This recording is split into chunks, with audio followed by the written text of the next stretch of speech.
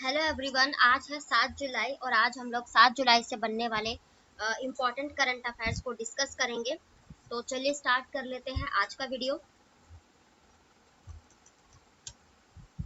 First question है, हाल ही में प्रतिष्ठित पेन प्रिंटर अवार्ड 2023 से किसे सम्मानित किया गया है? तो इसका राइट आंसर हो जाएगा माइकल रोसेन। माइकल रोसेन जो एक ब्रिटिश लेखक है, उनको ये सम्मान दिया गया है। और ये जो प्रिंटर पेन अवार्ड्स है, पेन यानी कि आपको जानते हैं लेखक के लिए जो है कलम ही इम्पोर्टेंट होता है, तो इसी के नाम पर ये अवार्ड का नाम रखा गया है। लेखकों को दिया जाता है सर्वश्रेष्ठ। तो ये ब्रिटिश के रहने वाले हैं, तो इनको ये अवार्ड दिया गया है, printer pen award. Other option discuss करेंगे हम कुछ अवार्ड से रिलेटेड, जैसे जॉर्जी गॉस्पोडिनो। अभी ये जो है इनको इंटरनेशनल बुकर अवार्ड दिया गया था। इनकी जो रचना थी, बुक थी द टाइम शेल्टर के लिए दिया गया था। और इस बुक का हिंदी में जो अनुवाद किया है वो एंजेला ने किया है। ठीक है, तो ये इन्होंने अभी हाल ही में इंटरनेशनल बुकर अवार्ड जीता। उसके बाद लुइस कैफ्रेली मैंने आपको बताया था, एबल अवार्ड 2023 यानी कि जो मैथ्स का एक तरीके का नोबल अवार्ड होता है, वो लुइस कैफ्रेली ने जीता है, गणित का। ठीक है, मैरी कॉम को मैंने जो है ये एक सेकंड,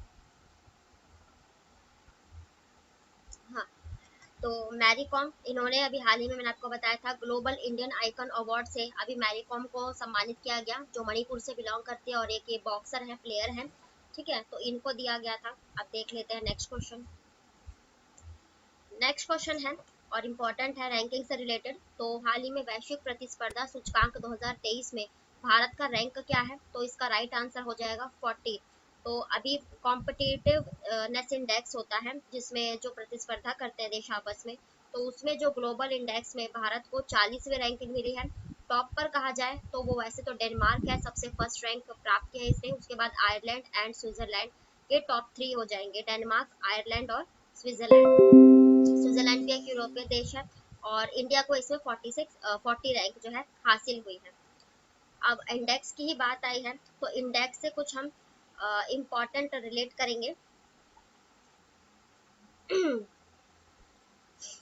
तो 126 अभी हाल ही में एक जो इंडेक्स जारी किया गया था, हैप्पीनेस इंडेक्स, उसमें 10 रैंक ऊपर आकर जो भारत है इसने 126 रैंक हासिल की है। और पिछले साल की तरह इसमें फिनलैंड देश टॉप पर है। और 161 अभी हाल ही में प्रेस इंडेक्स जारी किया गया था, प्रेस फ्रीडम यानी कि प्रेस स्वतंत्रता सूचकांक, उसमें भारत की रैंकिंग 161 है। नॉर्वे देश इसमें टॉप पर रहा था। 127 अभी जेंडर इक्वालिटी इंडेक्स, जेंडर यानी कि जो लिंग समानता है, तो उसमें जो भारत है ये 8 पायदान ऊपर आकर 127 रैंक हासिल किया है। और पिछले साल की तरह आइसलैंड इसमें टॉप पर रहा है। देख लेते हैं नेक्स्ट क्वेश्चन।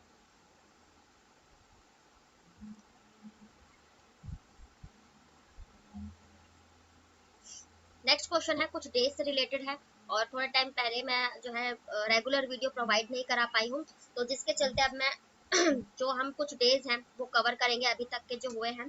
जैसे हाल ही में अंतर्राष्ट्रीय प्लास्टिक बैग मुक्त दिवस कब मनाया जाता है? तो यानी कि जो प्लास्टिक बैग फ्री होती है, सिंगल यूज प्लास्टिक जो है बैन के लिए, तो वो 3 जुलाई को मनाया जाता है हर साल। और आप लोग जानते हैं कि जो ये प्लास्टिक है, ये हमारे पर्यावरण को दूषित करती है। और साथ ही साथ जो हमारे जो जितने भी जल के स्रोत हैं, महासागर, सागर, उन सभी को ये जो है हानिकारक होती है प्लास्टिक, उन सभी के लिए। और सबसे ज़्यादा हानिकारक सिंगल यूज प्लास्टिक होती है, जो पॉलीथीन आप बैग्स वगैरह देखे होंगे।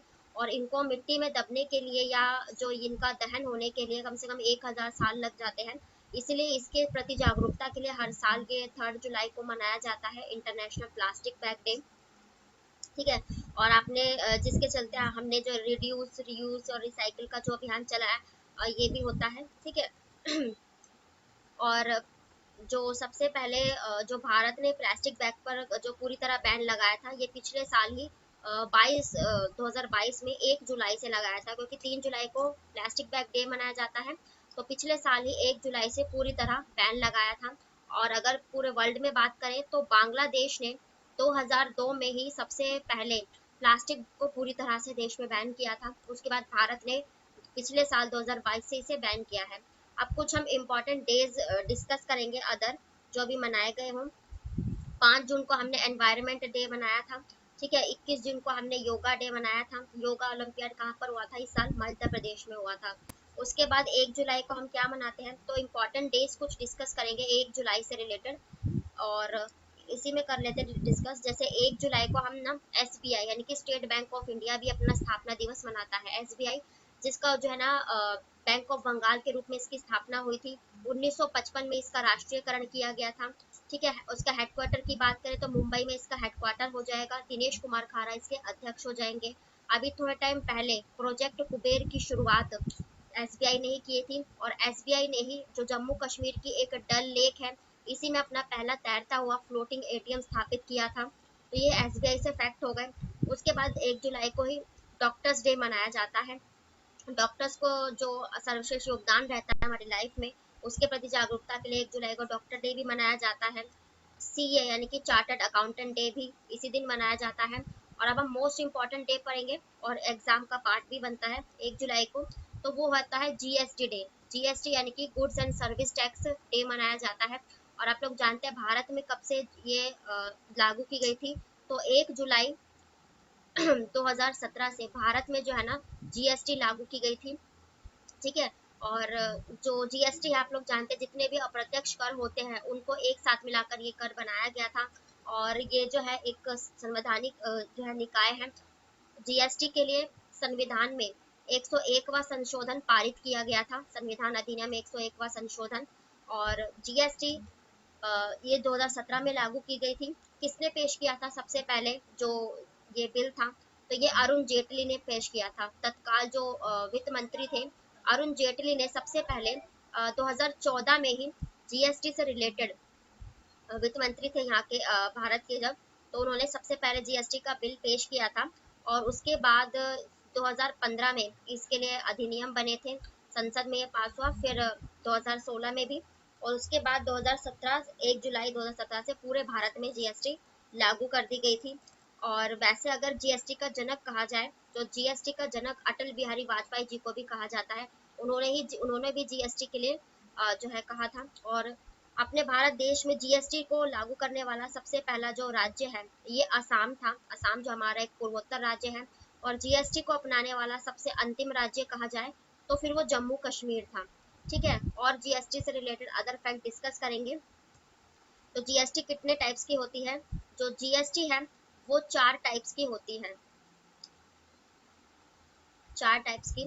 इसमें जो है स्टेट जीएसटी होती है, एसजीएसटी जिसे कहते हैं। स्टेट जीएसटी जो राज्य अपने सीमा के अंदर जो है वस्तु और सेवाओं पर लगाती है टैक्स। और उसके बाद सेंट्रल सीजीएसटी यानी कि सेंट्रल केंद्रीय सरकार जो वस्तु और सेवाओं पर जो है टैक्स और कर लगाती है। और उसके बाद यूटी जीएसटी यानी कि जो जितने भी संघ केंद्र शासित प्रदेश हैं वो जो अपने जीएसटी लगाती है। और उसके बाद एक आईजीएसटी होता है। आईजीएसटी जब दो राज्य आपस में जब लेन देन करते हैं, जैसे एक राज्य अपने में सामान बेचकर दूसरे राज्य में जब बेचता है तो उसको आईजीएसटी कहा जाता है। तो ये 4 टाइप्स के टोटल जीएसटी होते हैं। सबसे पहले जीएसटी किस देश में लागू की गई थी? तो सबसे पहले जो जीएसटी लागू करने वाला देश बना था ये फ्रांस बना था, जिसकी राजधानी हो जाएगी पेरिस। और फ्रांस में ये जीएसटी कब लागू की गई थी? तो फ्रांस में जीएसटी 1954 में सबसे पहले लागू की गई थी। इसका संविधान अनुच्छेद आप भारत का याद रखेंगे कि 101 संशोधन अधिनियम के द्वारा भारत में जीएसटी जरूर लागू की गई थी। एग्जाम का पार्ट बनता है। तो ये कुछ डेज भी थे इंपॉर्टेंट, हमने डिस्कस कर लिया अभी तक। और अब जो है रेगुलर बेस पे आपको वीडियो प्रोवाइड होगी। तो ये थे आज के आपके डेली के करंट अफेयर्स, और इसमें जितने अदर फैक्ट या जीके बन सकते हैं उन सभी को कवर किया है। तो वीडियो पसंद आए तो प्लीज़ लाइक करें, चैनल को भी सब्सक्राइब करें ताकि नोटिफिकेशन आप तक पहुंच सके। फिर मिलते हैं नेक्स्ट वीडियो के साथ, तब तक के लिए बाय, राधे राधे।